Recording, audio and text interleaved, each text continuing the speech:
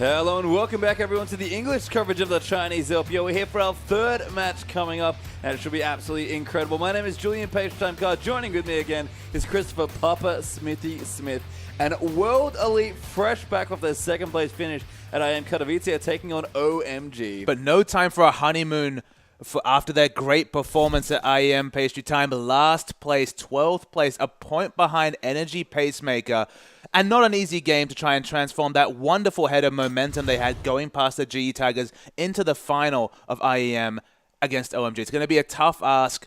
I think we'll be seeing their new roster. We don't actually have that confirmed as well, but I spy a certain Shia in the mid lane, so should be World Elite debuting their new roster in the LPL. And it's funny, they kind of hit it from everyone until IEM, I guess. Even us here casting the LPL didn't get to see it. Of course, they'll return after such success there over in Poland and, come back with, have to think a lot of new strategies, a lot of new momentum here. But like you said, going from 2nd to 12th is a big drop. I mean, it was an enforced change in the mid lane especially because, of course, their substitute AD carry, Mystic, a Korean player, meant that they couldn't field 2 Korean players. Spirit already shown his value from the jungle, so something had to give. Ninja, despite his excellent Week 8 performance, Week 7 performance, having to be moved to the substitute roster. They bring on Mystic, who's been good, but Jia in their mid lane, he was the really big the big person to talk about. His Diana especially, and then his Ari against GE Tigers were quite fearsome, and suddenly World Elite, they got some momentum, but as we mentioned, the task ahead of them, it's tricky. Yeah, and World Elite honestly had some momentum building. It felt like the team was slowly getting stronger and stronger.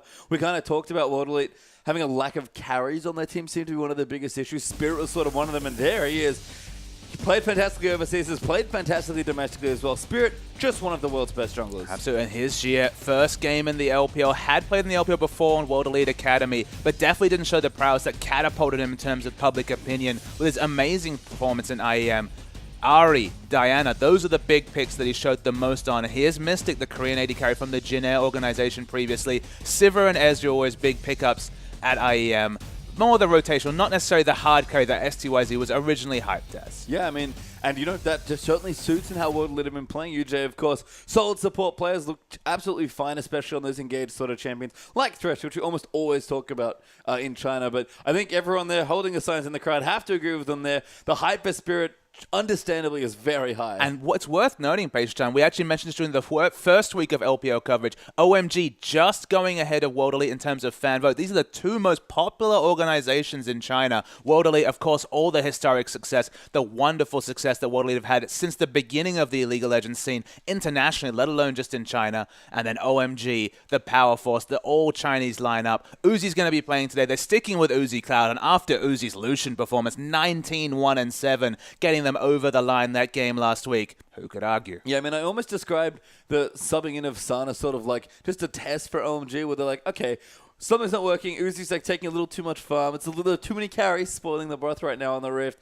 Kind of got Sun in. Uzi's like, okay, I can play that but better. And played a lot more like Sun, still hard carrying game, still mechanically brilliant, but just a little less resource demanding, a little less hard carry. You could just see the disappointment when he stayed on stage after the loss on Kalista, went back to the mid game, and with explosive results. Here's the OMG lineup. We start up with Going. You know exactly what you're getting from this player. Such a solid tank top laner. Yeah, so strong here. Maokai, of course, probably one of the best looking top laners in LPL in general. Loveling, I think definitely the top side of them has been a bit hot and cold for OMG. Loveling are Going. When they go off, look amazing, but recently been a little bit hot and cold. 3 for 5 for both Loveling and Spirit on the Jarvan, so maybe a contested pick. Cool, you know what you're getting here. He's right up there in terms of the MVP votes, just behind Crystal. The assassin play, consistently, all 5 picks, they're pseudo-assassins. Very, very strong. And Uzi, when he plays the Lucian especially, damn does he go off. Yeah, looking back to a playoff run he made, I believe, last year with Lucian, or maybe a few years ago at this point in the LPL. Had a pretty good run with Lucian, starting to pick it up again as it sees more play. And of course, Cloud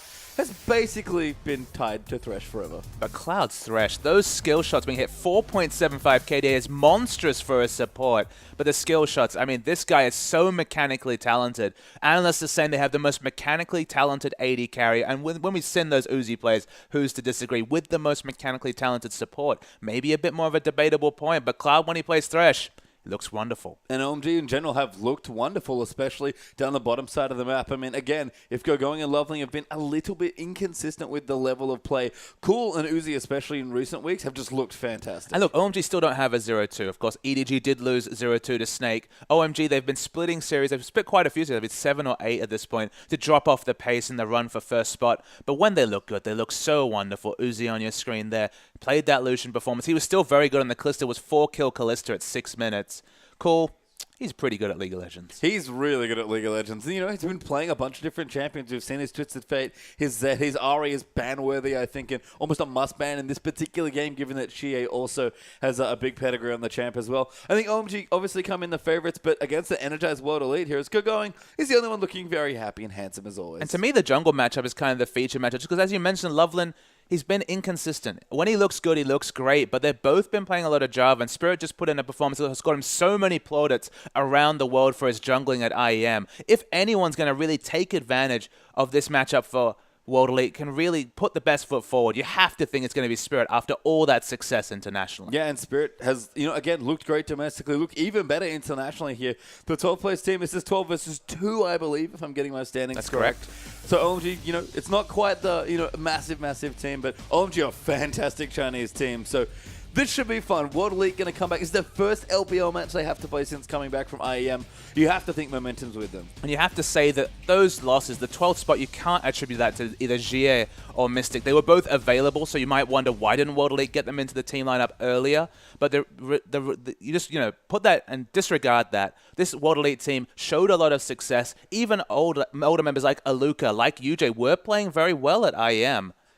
We don't know what the ceiling for this roster is, but they've got a very tough task first up against OMG. Yeah, OMG, honestly, probably the hardest team to have to play against, kind of fresh back from a big event. I mean, you might say EDG just of how dominant they've been so far this split, but OMG are a team that really test you and really apply pressure, so this should be one hell of a best of 2. World Elite on the blue side here for the first game, OMG over on the red, and instantly respect to Going's Rumbles. He's banned away. Going's Rumbles banned away. His tank play's been very consistent, but just removing kind of a tanky, reliable 1v2, 1v1 laner in Rumble, and there's the Diana. She gets a respect ban. His first game out. Yeah, I mean, remember that both Mystic and Xie have not played LPL games this split, if at all, actually, in their history so far. So, only have the trends recently that they can draw on from IEM, but we'll see what else OMG pick on as they've already gone for Diana. Thresh there, the ban from World Elite, makes a lot of sense against Cloud especially. LeBlanc there, the next ban, so 2 mid lane bans already for OMG. And they could go for a third. They could just ban away Ahri, which again was another one of his strong performing champions, and say, okay, Xia,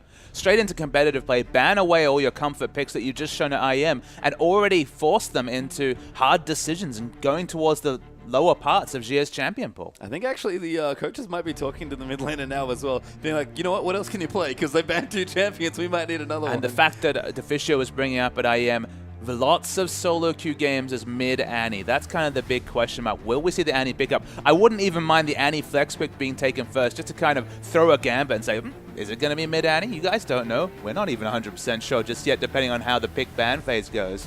Rek'Sai's the last ban. Ahri's still available. You never give cool Ahri, so just lock it in. Yeah, sensible last ban there. Targeting Spirit there with Rek'Sai. Lysandra actually banned as well. Another strong champion. Nidalee open, probably other big champion that we could look at here, but I agree with you. Cool shouldn't get Ahri, and Jay looks great on it. Just take the mid laner Cool away. just gets Ahri so often. That respect for the threats on OMG, but Kallista's also available. Uzi's Kalista, it might have seen a loss, but it certainly wasn't because of the Kalista. It was a wonderful performance from him last time out. I think you have to take the Ahri, though, and just cede the Uzi Kalista. Yeah, and they do, so a smart pickup there for World Elite as they get a champion you have to think they want for their fresh mid laner here coming into his first LPL game here. So Xie should take that one away. OMG, plenty of options are available. We mentioned Nidalee Loveling has gone to it a couple of times. Lots of popular champions available. You're probably not going to pick the Kalista up right now. Although, again, Mystic, another new player. Not too sure if he plays it as well. He did play it at IEM, but it wasn't necessarily one of his power picks necessarily. World Elite loved the speed comp, the likes of the Hecarim, Sivir, and just getting some speed picks in there. The Scion as well was another big pick for Aluka. A lot of champions do get through this pick and ban phase. Spirit has his Nidalee available. Rek'Sai banned away. Nidalee available. It's seen a lot of success, a lot of picks of the Jarvan, but there's a lot of flexible options here. It's going to be a tank top laner. That's the one thing you know about World Elite. It's not going to be any sort of ambiguous pick for the top lane. OMG, they can leave their mid pick to last. That's the big thing for them, is they're not pressured into picking anything just yet. I don't know if they're going to go for the Zed. The Zed they've certainly not found a lot of success on. but it's going to be a skill matchup against Ari. That's worth at least betting on. Yeah, we'll see. Here we got Dana Jarvan, of course, for OMG. So very flexible, very standard, like you mentioned already. Morgana and Maokai, the 2 picks there for World Elite. So support support definitely at this stage there for UJ with Morgana and, of course, Aluka. Back with the tank. Sion, interestingly, not banned, but not picked here either. Maokai seems to be everyone's favorite top laner right Sion now. was drawing bans. That showed how great Aluka's performance was on their champion. They were so much better with their engage timings. Gogoing's going to get his... Nah, I believe Gogoing's still undefeated on Nah this season. It's been a very big pickup, and Uzi gets Kalista in the 4th rotation of picks. So often banned against Uzi, but with champion pools changing, with the move to 5.4, picks it up quite late in the draft. Yeah, I mean, again, Kalista's a champion that seems to be player-specific more than anything else. Some players play her, some players don't. She's quite strong, but I think not overwhelmingly so. So it does fall to Uzi. He's a fantastic Kalista player, don't get me wrong. I think he's possibly one of the world's best, if not the world's best player on that champion. Just looks so good and so comfortable on it. But World do have a couple picks here as well. Mystic especially, a big test for him now as well, coming in as a new Korean AD carry for this team. What's he going to do against Uzi? I mean, taking the Lucian's a good laning matchup, especially early. The Morgana support's not ideal against Kalista. It doesn't really offer much in terms of peel away from that, barring hitting the Miracle Dark Binding. An insta-lock cool Twisted Fate as the last pick. There's a lot of Twisted Fate today here, apparently, as Nidalee actually fell very late as well, so Spirit is going to take that away. Curious to see that OMG didn't want it for leveling, but Spirit will be happy to take it in their last few picks as well. We already mentioned the Lucian. That's going to be the combo there moving in for Mystic as his first performance, but Cool's Twisted Fate, one of the best in the world. So he's been picking the Zed into the Ahri. It's a skill matchup. This time he just counterpicks himself. Cool goes for the straight counterpick of himself, picks up Twisted Fate into Ahri. Hatong managed to navigate that matchup, but it is a real bad matchup for Twisted Fate. Again, not going for a summoner spell for lane, not taking cleanse, not taking barrier, exhaust, or heal. The mobility summons Ghost and Flash. What that tells me, going to see plenty of attention from Jarvan in the mid lane. But if you do see Twisted Fate navigate that lane, Hurricane Kalista comes through. She's going to be able to overextend and get so much CS because Twisted Fate can always be there to react. Yeah, as we see the jungle matchup now, Spirit versus Loveling. A great matchup here. 2 very high-pressure junglers on high-pressure junglers this game, so be interesting to see how that works out. Cool. Like you mentioned, maybe a bit of the self-counter pick there, but again, going to be trying to use his influence in other lanes more than his mid lane. I tell a lie, Hatong did not, but Cool does pick up the exhaust just for a summoner spell in mid to have the potential to duel. Mystic versus Uzi, what a first time out in the LPL to be facing up against Uzi's Kalista. Yeah, and it's going to be matchups, great matchups across the board, and with that, let's get on to the Rift.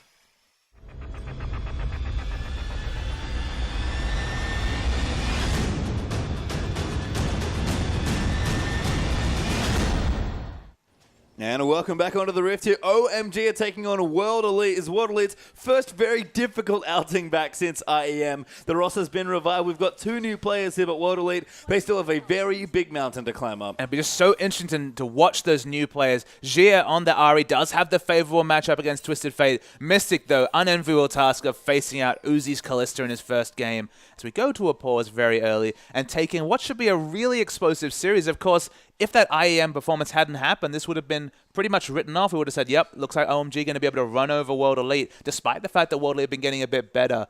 I mean, they've been picking a lot of poke champions, a lot of the mid-Ezreal. You felt like OMG, especially if they could get some of those pick mid-game champions like the Ahri, could just blow away what World Elite was showing before. But we were the ones blown away with World Elite's performance at IEM. If they can channel some of that strength here, they could potentially pick up a win against OMG, and they need points if they want to hit playoffs, and they need them now. Yeah, I mean, there's not a whole lot of games left to play here. Still a couple weeks of LPL left. As we've said pretty much since the start, it is a very long season that these players have to play. World Elite made a very late change in their roster here, bringing in 2 new players, kind of finally being like, okay, we need to make a change here. I think they looked to the right spot. STYZ, for all the praise, just didn't perform in the LPL maybe as we expected him to. Of course, he could be back. We'll have to see. But Mystics look fine. She has looked very impressive on the world stage. And feels like Spirit finally has a team that he can maybe rely on a bit more. And the crazy thing is, despite the fact that it's still a 2 Korean, 3 Chinese lineup, the communication was much more on point than it had been previously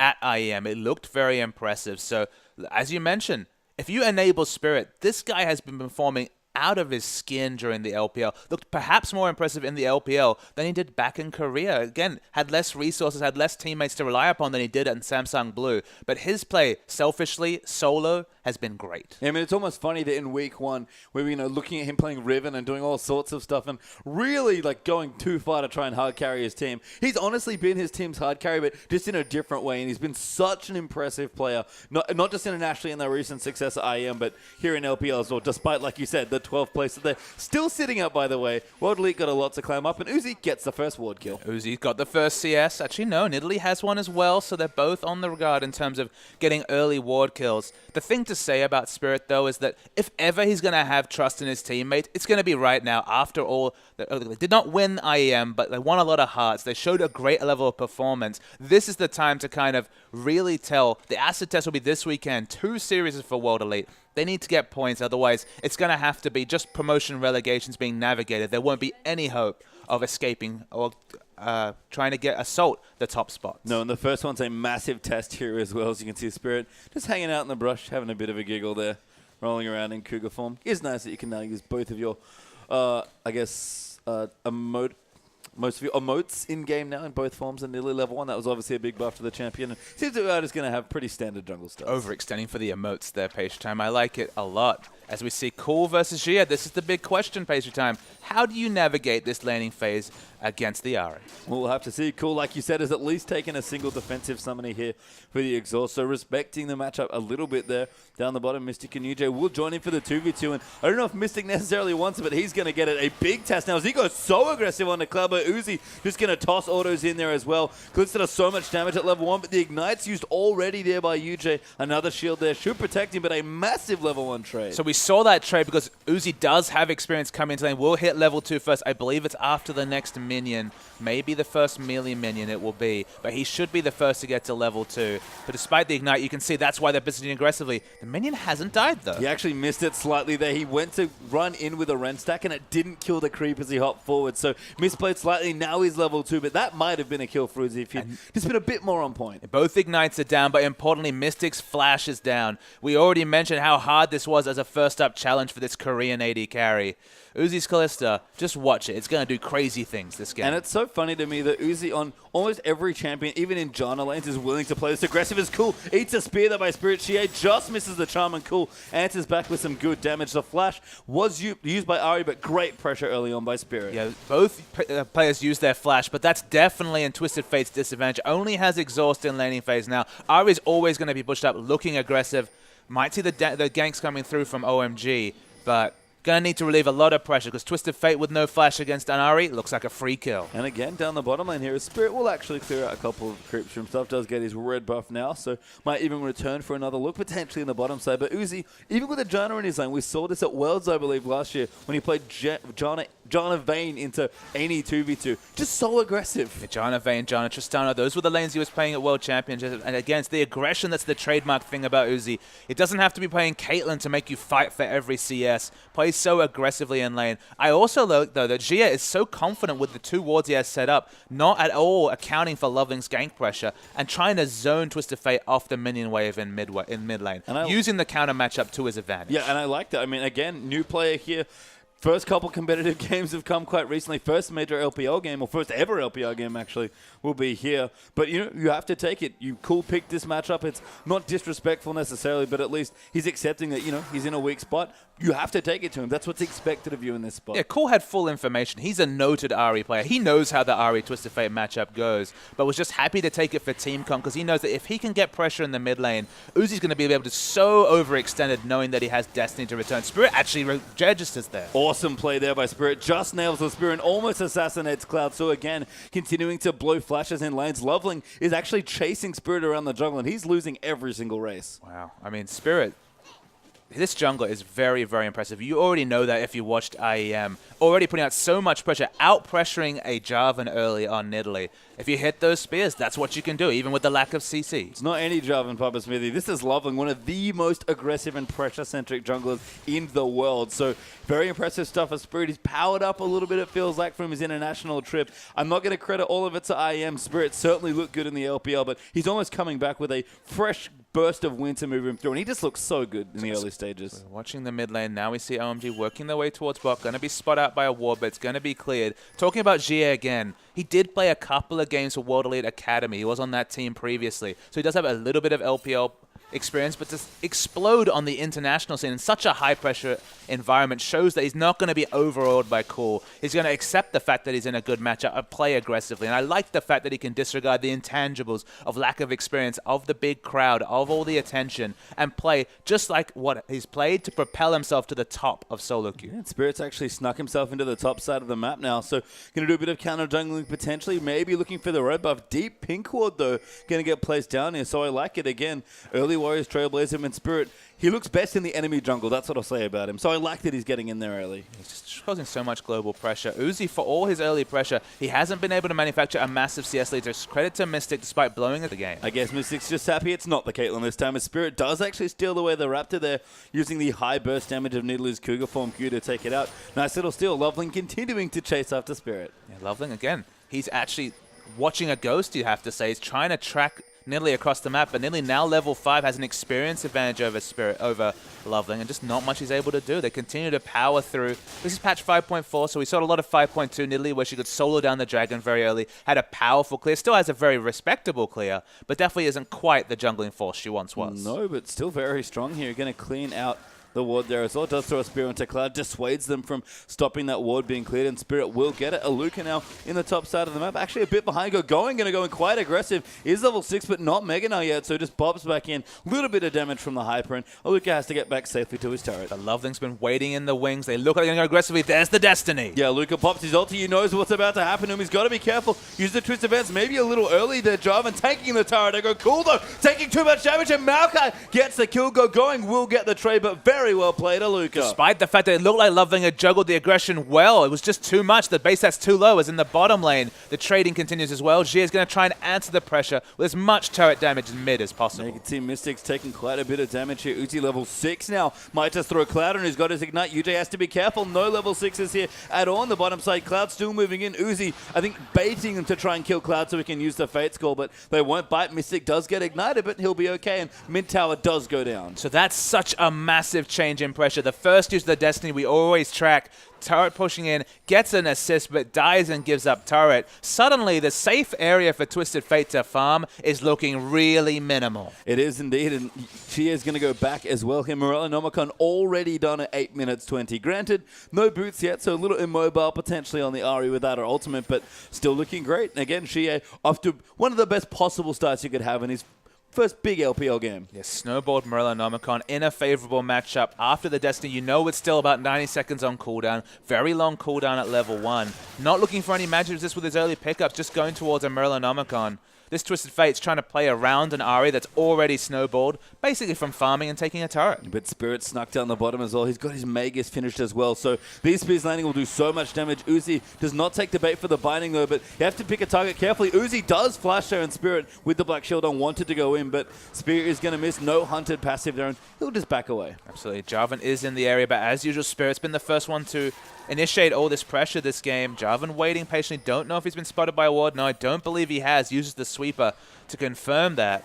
But again, Loveland's been on the back foot. Spirit's been on the front foot. And that's why the flashes are being blown around the map. And that's what opens up a 700 gold lead for World Elite. Yeah, and I mean, it's a little thing here, but Spirit, again, best when he's applying pressure to the enemy team, especially an enemy jungler. Loveling, like we've mentioned, just been chasing him all around the map. And even though Spirit hasn't had successful ganks yet, it's been enough pressure. He's blown enough flashes that his laners at least feel empowered to, play aggressively and stay competitive. I mean, it depends what you define as a successful gank. Of course, not kills, not gold credit, but the flashes. I mean, this is Uzi's Kalista. He's blown the flash of both Cloud and Uzi in this bottom lane from his aggressive ganking. It's just relieving pressure. Only 8 CS disadvantage for Mystic in this lane. Okay, it's a mid-game carry against a late-game carry with a bit of a lead, but they have the pressure advantage in bottom because of Spirit's play. And Twisted Fate, he's been playing so defensively because he doesn't even have a turret to retreat to. No, Cool is very afraid, and rightly so. Sentinel will spot Spirit out, though, so Cool has a bit of extra info to work with right now. Good pink ward, actually, there, just above Cool's head, as you could see from before, making sure he's a bit protected. And UJ going to clear up more Sentinels, but Loveling and Cloud really want to kill someone. Yeah, Loveling and Cloud, absolutely. Cloud is always looking for pickoff, because it doesn't matter if he's playing the Thresh roaming mid, or even just the Janna trying to get kill involvements around the map. Spirit continues to power farm, really wants to pick up the Rift Scuttler. We'll pick that up. And in the top lane, nothing really to speak about. Massive CS advantage, though, that we haven't noticed. Understandable with the turret dive that came through, and of course, Gogoing did live through all that, so could push in a couple of waves. But 65 to 92, that's bigger than I actually appreciated. Yeah, Gogoing had a bit of an edge early on when we saw the first dive there onto Aluka, but has clearly built a very substantial lead for himself. And I love the aggressive phage coming through there as well. It's something that we don't see too often on us. They usually have to be ahead to build it, but it's just an item that's so good at getting you ahead and keeping you ahead in lane especially. And it's a ranged versus melee matchup, so it's not too surprising that Na can run over a Maokai early. And a lane swap, they're about equal because, of course, they both have ranged wave clear. But in a 1v1 matchup, Gogoing just going to auto-attack freely, with the Phage especially, and disregard everything Maokai's doing. Even able to pick up a Spectre's Cowl to respect Maokai's base damages. Is the Dragon? It's going to be started. Yeah, OMG have started that Dragon, like you mentioned, with Kalista. Especially now that Uzi's got a pretty quick Hurricane already completed. Shouldn't be too tricky to finish that one off. Gogoing actually managing his rage. Cool. We'll spot him off with the ult. He's actually going to go for some kills there. UJ going to get dove on, takes a lot of burst damage, but the Mortune actually puts UJ back over the top. Cool's forced to flash to find him. Will get the kill there, but that was a bit awkward now as Aluka chases Gogoing over the top. He is Mega now, but Shie trying to look for a pickoff, doesn't quite get Uzi. Cloud returning back in there, but going very low on health as Aluka just tanking everything up. That's going to force the flash out from the Mega Knight. World Elite now have control of the Dragon. It's only been one kill, so if they pick up the Dragon, it's definitely a good trade for World Elite. We'll wait and see if they aggro the Dragon. They finally do. They're in vision. Uzi sticking around, but with the other blue pills coming through, it should be World Elite's Dragon. And I think Cloud mistimed that ulti a bit there, popping poor UJ to safety for just long enough to get Aluka in there. So the first Dragon does go down to World Elite, and maybe Uzi's not too happy with Cloud after that. I mean, you have to think that Uzi Cloud, the Cloud ultimate was for a mini stun next to a wall, but because that wall's so thin, pops them over the cove, and you're right, had to use extra summoners, had to use the flash from Twisted Fate in particular. That was definitely a mechanical mistake. A small one, but it had a big effect on that game, and it probably unsettled the Dragon towards World Elite. Yeah, I mean, World Elite managed to get it, so they'll pick it up with their very fast Nidalee. I was wondering if Spirit was going to go tier, but it's finished his Magus and now has the tier of the Goddess, so going to stack that up quite quickly despite getting a little later than we've seen in some LPL games. Spirit continuing to try and track Twisted Fate as well. Loveling is in the area, but again, he's always defensively going in, and Spirit's just pouncing aggressively. Going to throw some spears, will miss, but Shie will use his ulti now. That's going to force an EQ out, and he's going to dive back in. Can't quite find the kill, no charm left here as he actually eats a stun, but there's no tower there. Going to Spirit Rush out from under the ulti, and Loveling gets denied. Yeah, Loveling didn't time it right. It was only 2 Spirit Rush charges. Looked like he didn't have a third when he didn't activate it instantly, but that's what seasoned Ahri players can do. Going fine Spirit in the jungle. I believe he'll have the first person to react, so this could be bad for Spirit. Oh, just missing the stun there with his Nara as well. Mistimed it slightly and didn't have enough terrain to pop him into. Now Spirit going to keep chasing in with the spears. Will miss there as well as he threads the needle between Loveling and Gogoing, but World Elite playing super aggressively in the enemy jungle. The skirmish trio of Ahri, Nidalee, and Maokai is significantly stronger than what OMG have put together. But in the bot lane, we see a dive. Yeah, Uzi's dove very deep there, but does go down to UJ. Cloud might be the next to follow up as well as Mystic uses the culling. UJ going to line up a very easy binding. You have to think Cloud does not have his flash. The binding will hit him as the minion wave. Can't save him in time, and Mystic gets another kill. And for the first time in a Kalista lane, we see Uzi make a significant misplay. Far too aggressive. 1-0-1 for both the bottom laners of WE. Man, WE so powered up with this new lineup. Yeah, really are. Another blue buff going to get stolen away potentially. Spirit started it off. Shie going to try and zone them off. It did go to Spirit, I believe, who's also conveniently a decent recipient of the buff as well. Going to clear it a pink ward even, and everything going right now. I mean, I think having the blue buff on Spirit is actually advantageous. Lets him power up the tier that much faster, and the spears during the siege are going to be massive. Lucian's always been a great champion in siege because, of course, the culling does damage from such a long way away. Adding to that the Nidalee spears and even the heal to give more bolts to the culling is actually great synergy. So this is what we actually saw when Samsung Blue first brought Lucian Nidalee onto the competitive scene. Back then, of course, it was Nidalee mid, but it was the same thing from Pawn and deft in those days. Spirit bringing that flavor to World Elite. Yeah, nice looking stuff. And Spirit, again, has been the reason that his team has looked so much better recently. He's been, really the shining light for World Elite as far as the organization and their recent success goes. Certainly powered up here with a couple new members in the mid and AD carry spots, but Spirit himself has just gone from strength to strength. And we'll just have to see if they can keep up this pressure throughout the map. At the end of the day, it is 2nd v 12th. It'd be a big surprise for World Elite to take any results, but to some degree, we may have to disregard the positions just because the team has just undergone a complete identity change with the roster. We'll have to be careful because the top side of the map is going very well for OMG. This Gnar is really powering up. We already talked about the Fade. He's got a Spectre Scout and the Merc Treads now as well. So Aluka, as far as damage goes for the Mako, really not going to be that significant. And the CS lead's building it still about 30 up here for going in the top side. And that should keep growing here against Aluka. We haven't seen a high win rate for the Narvan combination that OMG have put together. Uzi takes another binding and a burst of damage in mid lane. Culling actually popped in there as well. Almost gets the kill. Is cool. Yeah, casually pulls out the blue card, but Uzi's like, yeah, I need to get away here. Again, every time Calista eats a binding, all the hops in the world aren't going to save you. And this game would have gone so differently if Cool had been able to navigate the early laning phase, at least have his turret available, because they could always threaten the Destiny coming through. But because Cool's showing himself so deep in his own jungle with the minion waves being pushed up aggressively from Ahri, it's this combination of Gia's Ahri and Spirit's Nidalee that are creating massive map pressure, and it's outdoing the true global of the Destiny. And if there's anything that a jungle Nidalee wants, it is pressure, a skirmish pressure especially, and Gia's Ahri has been exactly that, like you've mentioned. It's cool. Still going to clear out some CS, not too, actually very far behind, never mind. 30 down against this Ahri. I mean, there's just nothing you can do in this matchup. You always have to respect the fact that a charm registering, even through exhaust, if you time and if you can orb walk forward during those spell casts, you still have kill pressure. So Cool has played so defensively. The Destiny has completely been an afterthought. In fact, it got Cool killed. And speaking of getting killed... Yeah, he might kill now as well. Spirit Rush will wow. get Shia out though, but a Monsoon is enough though, but Cool still takes too much damage, and Shia gets the kill for himself. The spell cast for the charm happened at the same time as being displaced by the Monsoon, so what looked like a 1500 range charm registered still picked up the kill. You have to respect Gia's Ahri, and now OMG... there's just not much they can do. There's so much map pressure for World Elite. And they're going to keep converting this. The second dragon's going to be up in 50 seconds.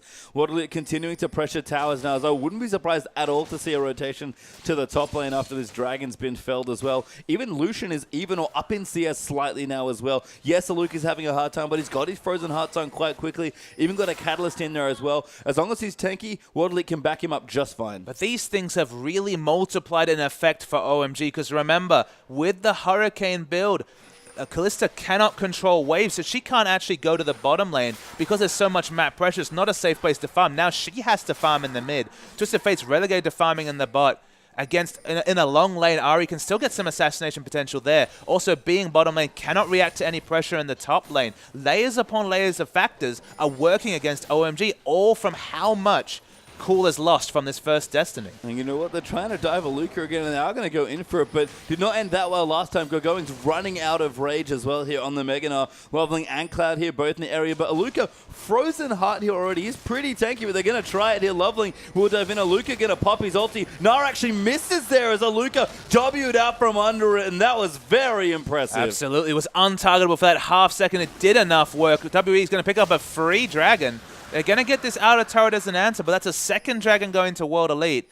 And that's a lot of resources used, 4 members used just to pick up an outer turret. And Aluka very sneaky there, although Mystic maybe caught out of position. Cool's going to find him, although that's going to force Mystic to flash out of the way. Teleport coming in down as well as Going wants to find something, but he comes down in mini enough form. All they really have at this point is a rotation to the mid lane. And they ended up respecting the fact that Spirit was going to be close to that fight, didn't want to fight against him. He's going to finish Sorcerer's Shoes, working towards the Archangels. They're going to take another outer turret, so rotationally, things working fine for World Elite, but we might see a re-engage. Good Fate's call there to keep Cloud safe. Jana immediately running out of the way. Now it looks like Aluka's dove into the front lines though, and he's going to take him up. Cool takes so much damage there from a Nidalee Spirit going. Now going to get caught out there as well. Cloud's going to be the next to fall. No Fate's call this time. Spirit still hunting with spears. Almost grabs Uzi for the next one, and he's hopping as much as he can, but he will go down to UJ as Morgana picks up that kill and World Elite win that fight clean. Already 3 kills just for the outer turret. Don't know if they'll be able to rotate and take an objective with 5 members towards the top. top of the map. It's probably going to be the last outer turret pushed in by the Lucian.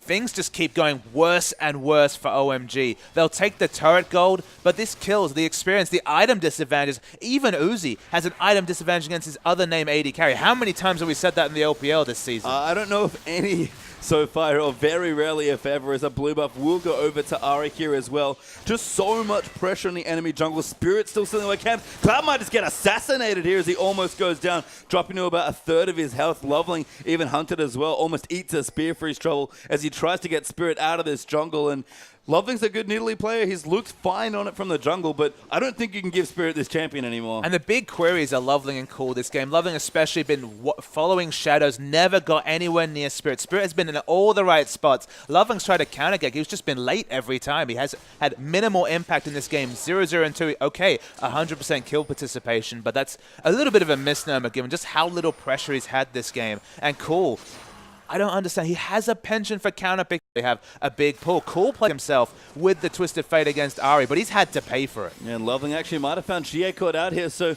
Twisted Fate's pop the ulti, see if he can make something happen, but a teleport coming in for Aluko. He flashes immediately there, wanting to find Uzi. Actually, he has managed to get with the Twisted Advance. Spirit's moving in the spear. He's going to force Uzi to flash. Loveling going to go down as Mystic gets the kill with the culling. A 4-man shackles there for UJ as well. A double kill for Lucian. 4 people already dead. 4 people dead. Now 6,000 gold is lead. Wardley going to push in aggressively. Going's tanky, but if this first spear hits, and it does. Yeah, first one hits now. Spirit going to chase in red buff here on Nidalee. Wow. Just so many pouncers that nothing Going can real do. He's actually mega now. Moves him back there, but Spirit's going to move out. Not taking turret any longer, but will die there. Oh my god, the heal was just enough. And there's the ace. There's the ace. They don't have a minion wave with them, so they will not pick up an objective, but 5 kills, you can't argue with. 5 kills for 0. And there's the surrender. Oh my god. OMG. Do something very rare and tap the mat at 22 minutes. Look at Spirit, he's laughing. I would be too. He's like, look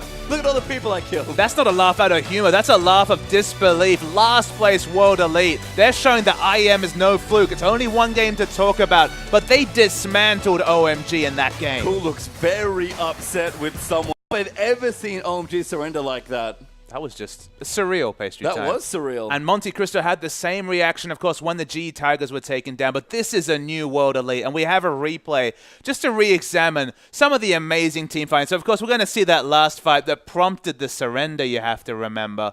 So we'll roll the tape. This was when Loveling found Ari and took half his health in the engage. So it definitely wasn't the right thing. Aluka overextended to get on top of Uzi. Knew that Uzi's flash was up, but still engaged. Just watch the team play and kills that come through. Especially this engage. The spear hits Cool behind because the first member explodes. And then they just kept chasing. I'm not sure if we'll watch the rest of this, but of course kept chasing. Took down Going even under his turret. It's actually the summoner heal from his good Korean AD carry friend Mystic. Synergy between teammates, definitely an all-time high for this World Elite lineup. And what a first result. Yeah, I don't have much else to say here, so let's just go into the next game. We're going to take a quick break, catch our breath, and you at home should do the same thing. World Elite versus OMG Game 2 is coming right up.